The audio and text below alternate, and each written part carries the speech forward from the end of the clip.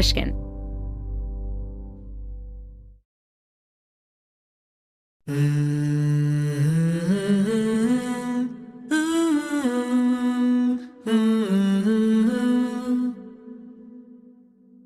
I suddenly saw myself from outside, and I saw myself kind of explode in this cloud of blue Post-it notes, like confetti. And they came down to the ground and they kind of massed in this pool of blue paint.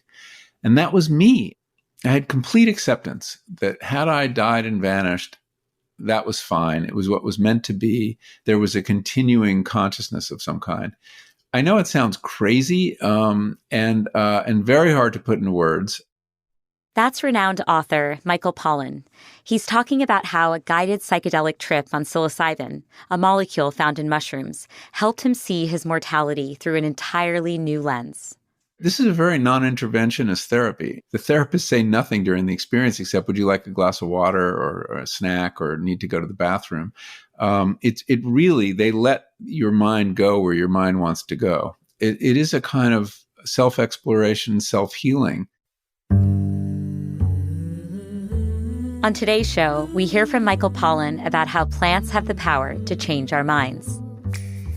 I'm Maya Shankar, and this is A Slight Change of Plans, a show about who we are and who we become in the face of a big change.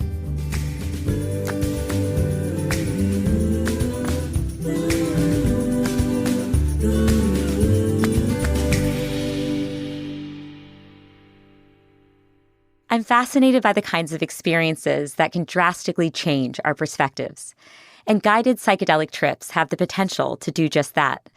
While psychedelics aren't legal in the U.S., they have been used in certain clinical trials and have delivered powerful therapeutic benefits for people struggling with things like addiction, depression, and existential distress.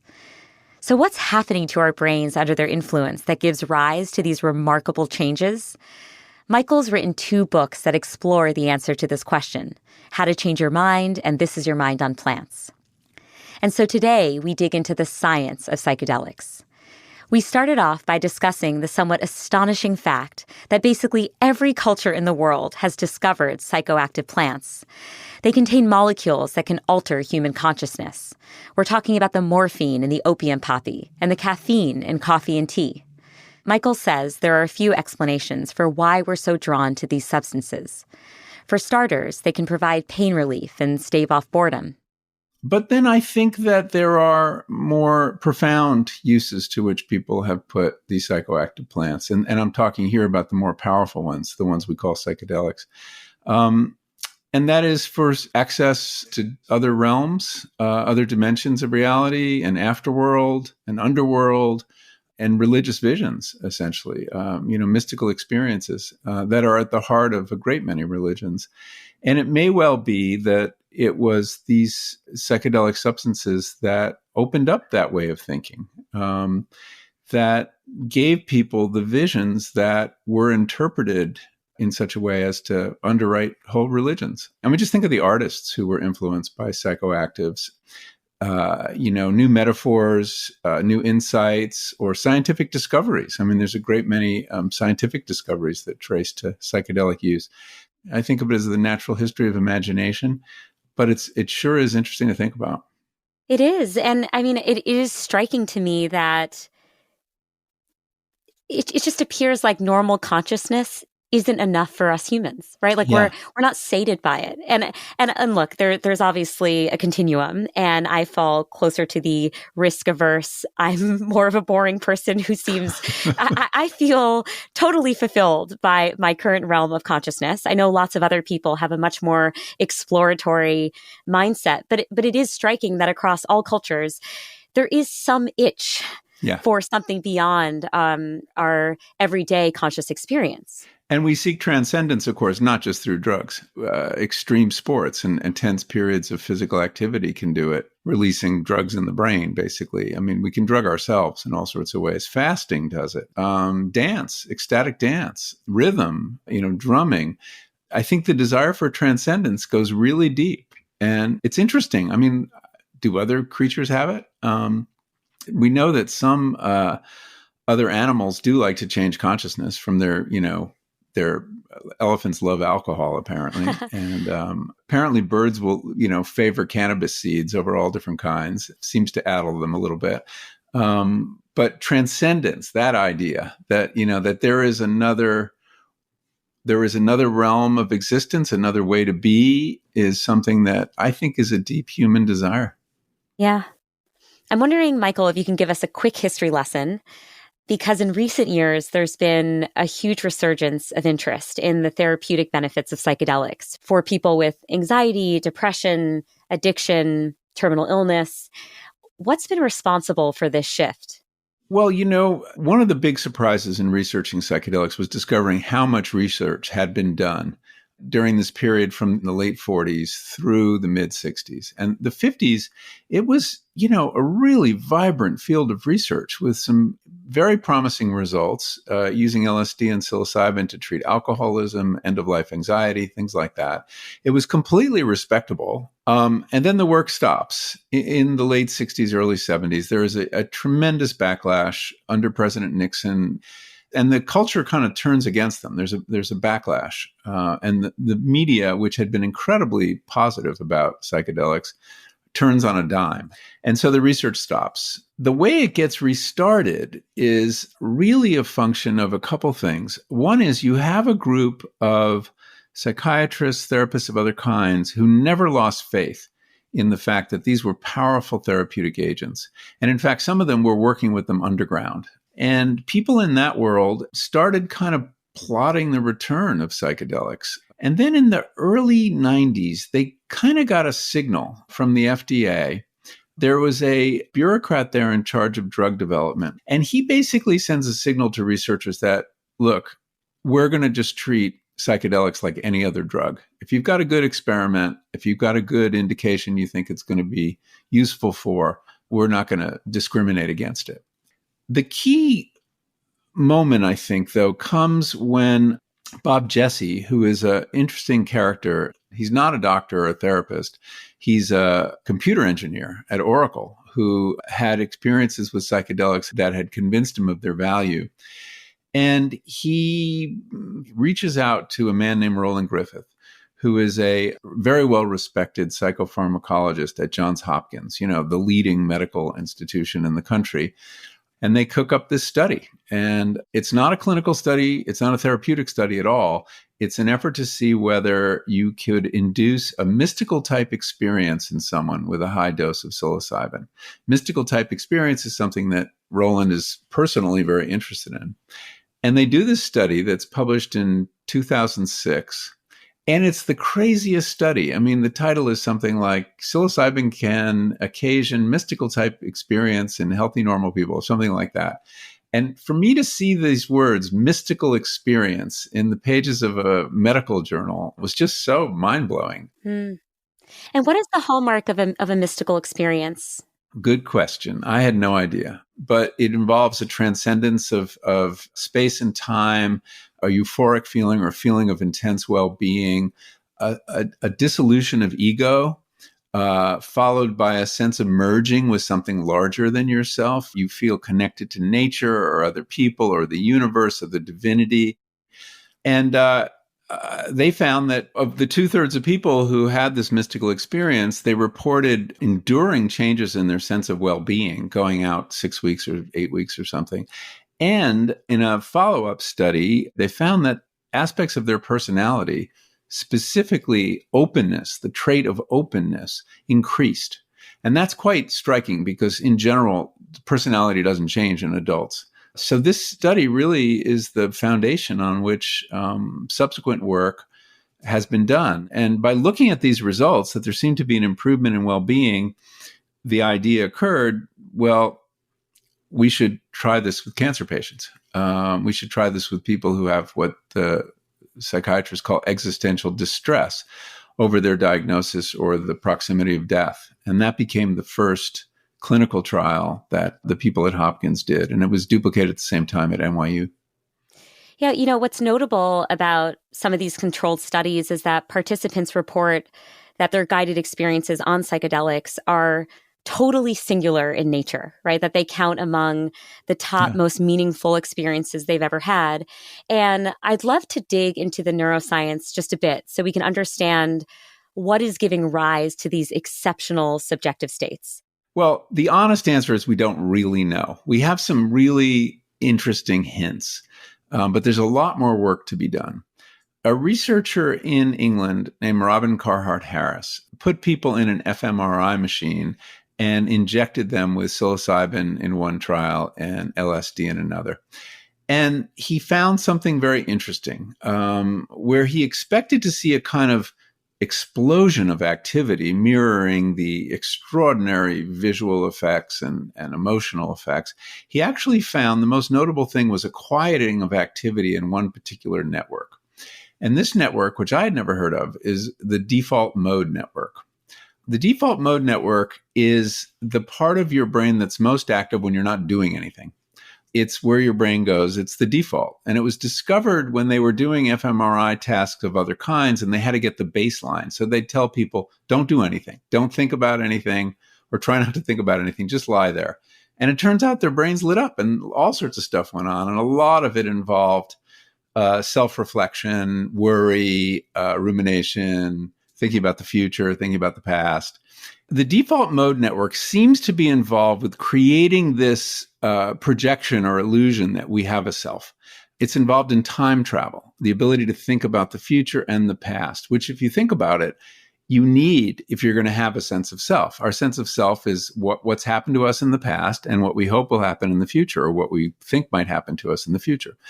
It's also involved in something called theory of mind. That's the ability to imagine the thoughts of other people, to understand that other people have thoughts, have a subjectivity, have an interiority.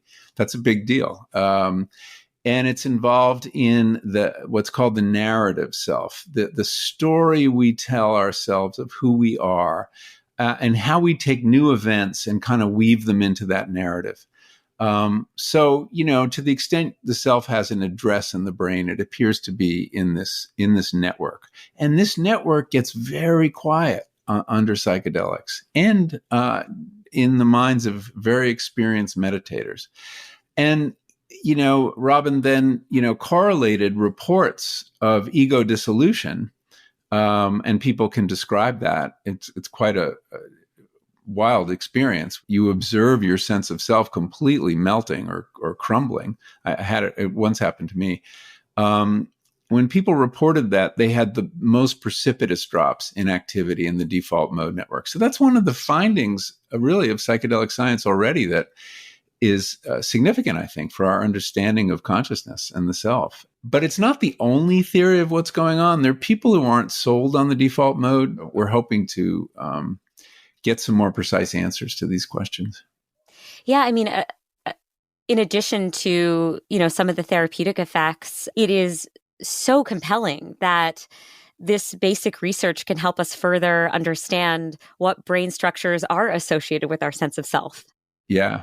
There's another area to investigate too, is what psychedelics might teach us about the consciousness of children.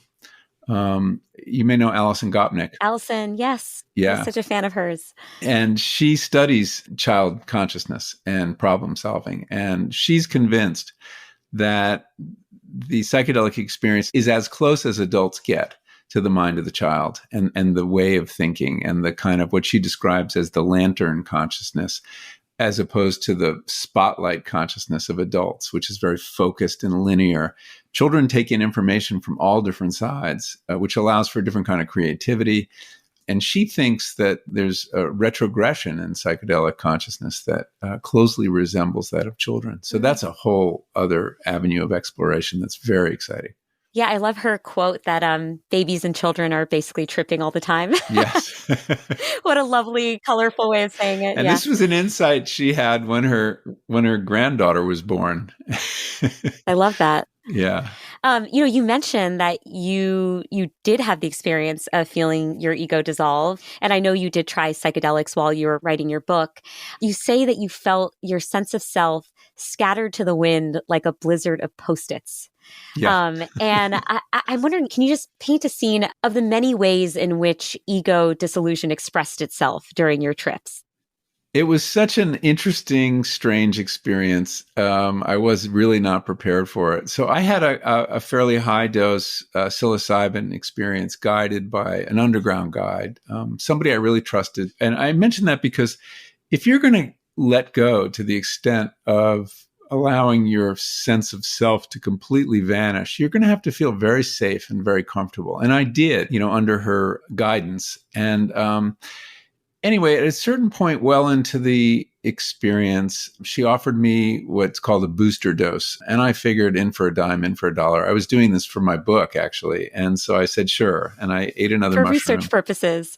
Strictly for research purposes, in the interest of my readers. And it really was, because although I was very curious, I was very afraid to do psychedelics. I didn't do this till I was like in my late 50s. And, I had a lot of fear of what could happen. I had read the stories of, bad trips and I didn't know what also you can discover really unpleasant things about yourself. Mm-hmm.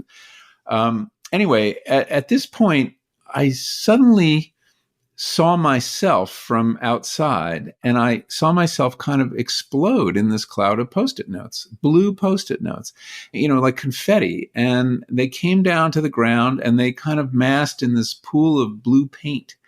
And that was me. And I was absolutely sure it was me, but I was perceiving it from this new perspective that I had never experienced before. I don't know quite what it was. It wasn't me. It was very equable, disinterested. It had no problem with what had happened. I didn't feel threatened in any way. And that was me. I was gone and that was fine. But I was still aware. And it was the first time it ever occurred to me that you could have awareness without self, which is something Buddhists and Hindus will tell you about. But, that seemed very far from my experience. And then what happens when you don't have a self is that you merge with everything around you. And in this case, what I merged with was a piece of music. And she put on Bach's Unaccompanied Cello Suite No. 2 in D minor, which is a very sad piece of music. So gorgeous. Yeah. And I became one with the music. It was complete merging, and it was incredibly beautiful. It was the most profound experience of music I'd ever had. And I felt as though the horsehair of the bow was going over my body. And then at one point that I was inside the well of this, this wooden container. And it was so beautiful.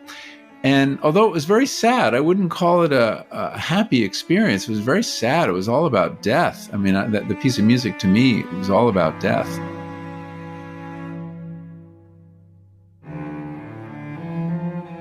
But I was completely, I had complete acceptance that had I died and vanished, that was fine. It was what was meant to be. Something followed on that death of the self. There was a continuing consciousness of some kind. I know it sounds crazy and very hard to put into words. I struggled to describe it in the book, but it was one of the most profound experiences of my life. The struggle you're having putting your experience into words is very characteristic of how many people feel after a trip, right? They're saying this is one of the most profound experiences of my life. And yet when they try and express it in words, it sounds cliche, new agey, everything is love, that sort of thing. It's interesting. I was interviewing Kacey Musgraves, the country music singer, in a previous episode of A Slight Change of Plans about her psychedelic trip.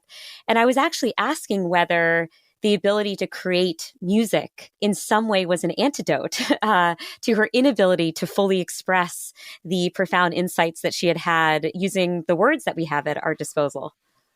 Well, you've just reminded me of one of the 8 characteristics of mystical experience, and that's ineffability. The fact that these are very hard to describe because it kind of defies the language we have. Our language wasn't built to describe these kinds of experiences. And the other thing that you alluded to is that there is a tremendous banality to some of the insights, the profound insights that people have, such as love is the most important principle in the universe. That is banal, but it's also profound. And one of the things you come out of the experience realizing is that it's a very fine line between banality and profundity.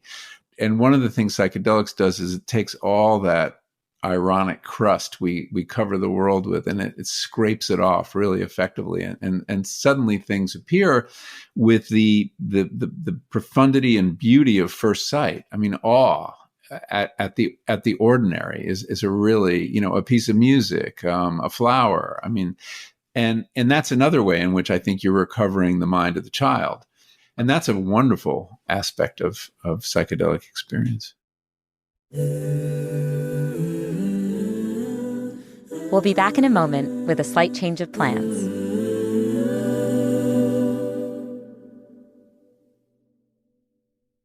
I'm talking with Michael Pollan about how psychedelics can change our minds. I wanted to hear more about the therapeutic benefits of psychedelics. Studies show that when they're administered in guided clinical settings, they can help with a surprisingly vast number of mental health conditions, including depression, anxiety, obsessive-compulsive disorder, and fear of death. Now, I was initially kind of suspicious of the, is this some sort of panacea? It's being used for all these different things. And I remember interviewing Tom Insel, a psychiatrist, former head of the National Institute of Mental Health.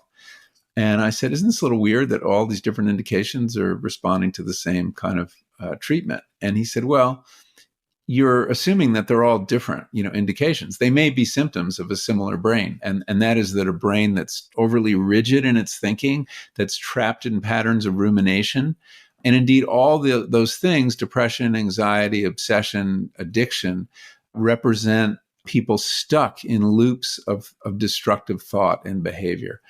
And that what psychedelics may do is help you break out of that. I mean, certainly that's consonant with the use of SSRIs, selective serotonin reuptake inhibitors, right? Which They're work used across many. Yeah, OCD, anxiety, depression, et cetera. So it would be very reasonable to expect that what Tom is saying applies in this case. I'm wondering if you can share some examples of the therapeutic benefits that can be conferred by psychedelics, in particular, people who are facing what you've referred to as existential distress. Yeah, well, the first group of patients I talked to were cancer patients, and I interviewed quite a few of them. Patrick Metis is someone I wrote about in detail in the book. I'd never met him. He had died already. But I spent a lot of time with his wife and his therapist and learning about his story and reading his account. And he was a man, he was about my age at the time, and a journalist like me also, who had gotten cancer of the bile ducts. And his wife noticed the whites of his eyes had turned very yellow. And he was given a terminal diagnosis and struggled with that for a long time and was really paralyzed by it. He read about this experiment going on at NYU. He was in New York, and he decided to enroll in this drug trial to see if this could help him with his anxiety and depression.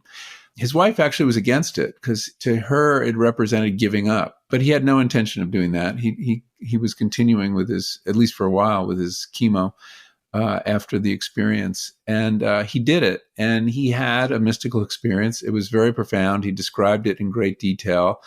He explored his body and visited his cancer. He saw it. And at one moment, he climbed a kind of precipice in his mind, and he looks out and he sees this kind of plane of consciousness, a vista in front of him, which really he thought was what would happen to him after he died. And he had a sense this was where he was going. It wasn't frightening. He would be okay to go there, but he wasn't ready. He still wanted more time with his wife, and he kind of turned back.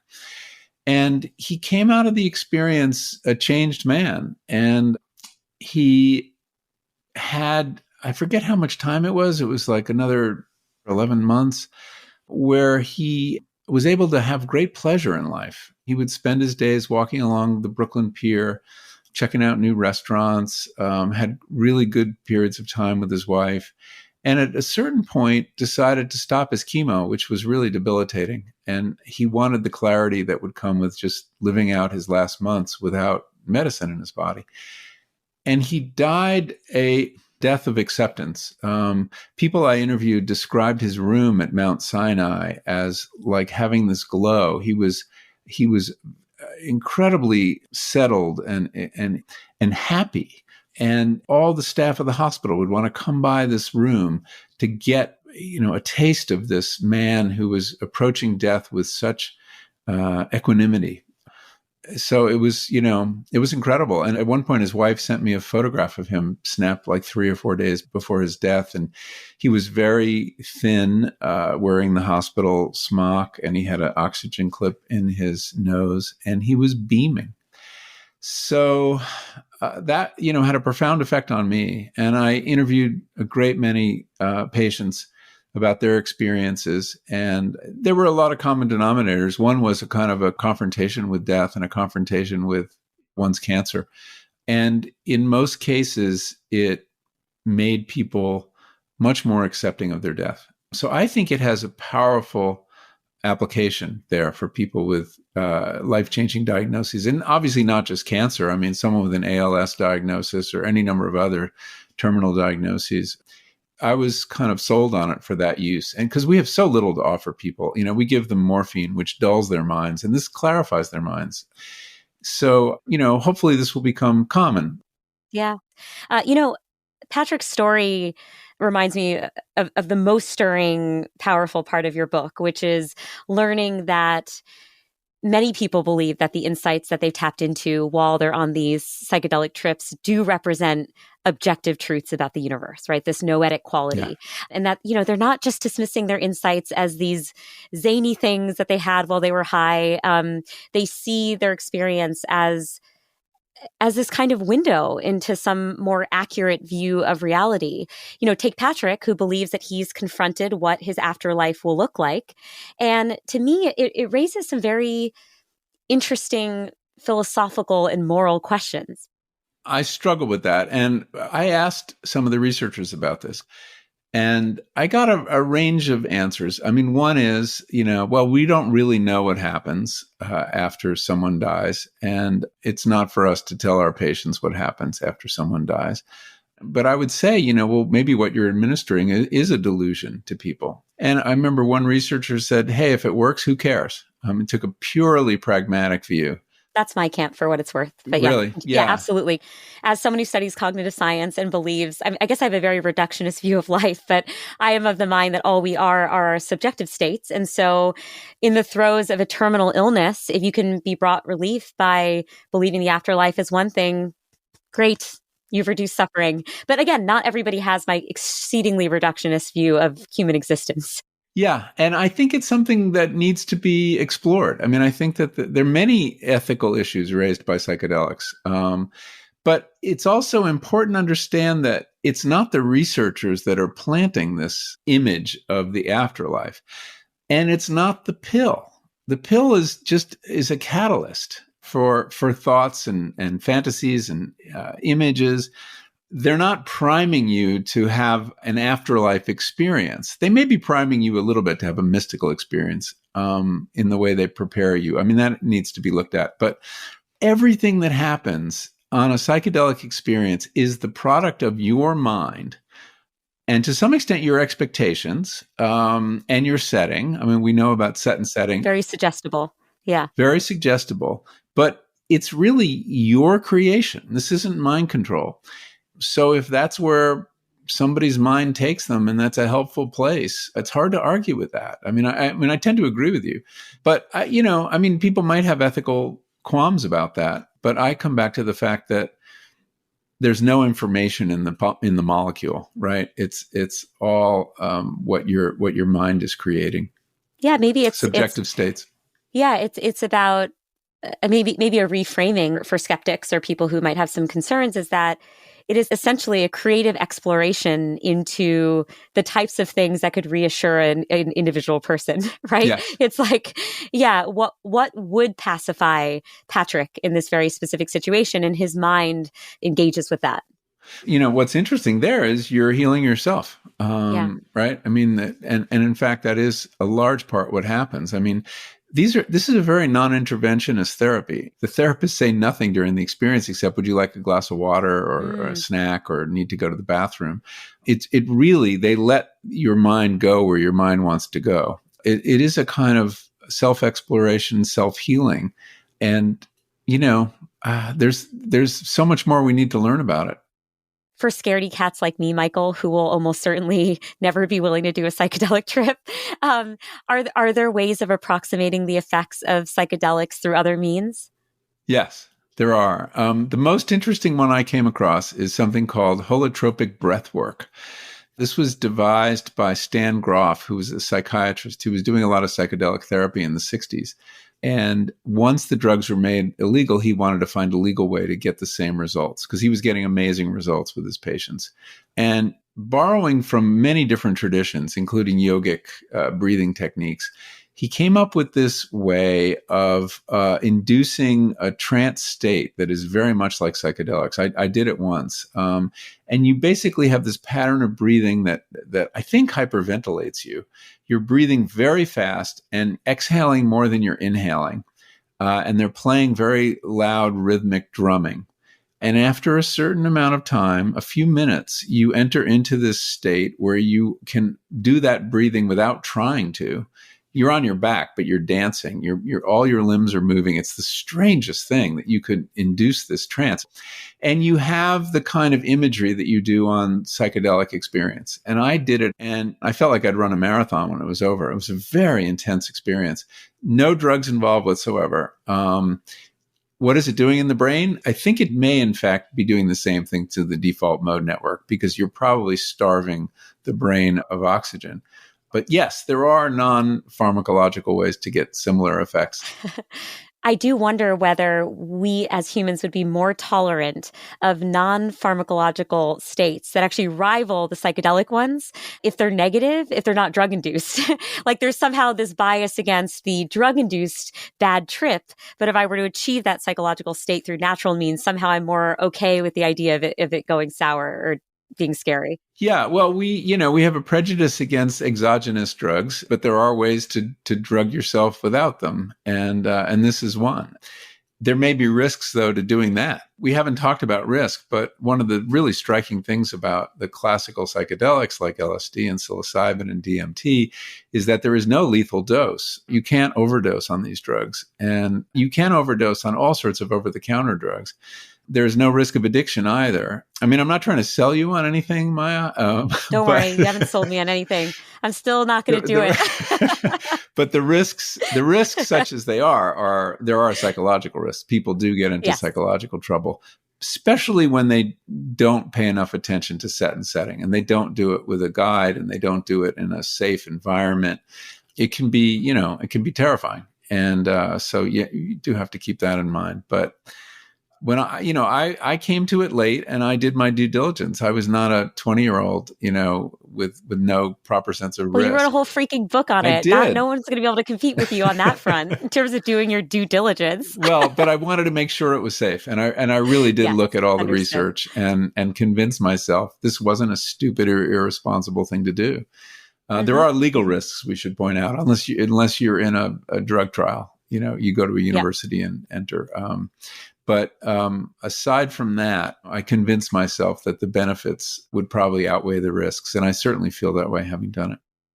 I'd love to ask you a more personal question about the long-term impact psychedelics have had on your own life. What are some enduring changes you've had in your perspective or your personality ever since? I think the big thing is I acquired, and it was during that episode of ego dissolution or dissolution of self that I described, a little more perspective on my ego or self. I identified with it. I thought I was that person, that voice. And I've come to see that it's one voice among several in my mind, and that I don't necessarily have to listen to it. And that sometimes I can recognize that my ego is up to his old tricks and he's being hypercritical or needlessly worrying, and I can kind of get some distance on it. And I find that very useful. It's exactly the kind of insight you might, or practice you might get out of conventional psychotherapy. But I got it in the course of an afternoon, and that was very useful. If you ask my wife, she would tell you that the experiences have made me more open, more emotionally available, things like that. I'm not sure I can, I necessarily see that. But it has opened up this space of curiosity about myself and self-exploration.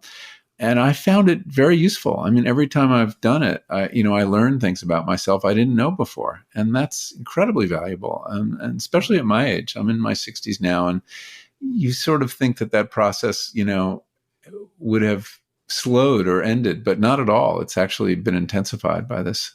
Okay, now you're selling me a little bit. In the last minute, folks, he gets me while I'm weak and vulnerable.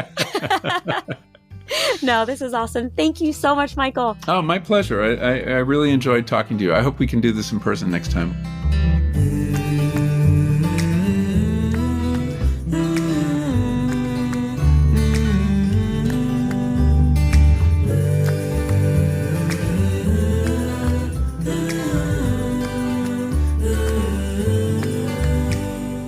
A Slight Change of Plans is created, written, and executive produced by me, Maya Shankar. The Slight Change family includes Tyler Green, our senior producer, Jen Guerra, our senior editor, Ben Tolliday, our sound engineer, Emily Rostek, our producer, and Mia LaBelle, our executive producer. Luis Guerra wrote our theme song, and Ginger Smith helped arrange the vocals. A Slight Change of Plans is a production of Pushkin Industries, so big thanks to everyone there, including Malcolm Gladwell, Jacob Weisberg, Lital Malad, and Heather Fain. And of course, a very special thanks to Jimmy Lee. You can follow A Slight Change of Plans on Instagram at Dr. Maya Shankar. See you next week.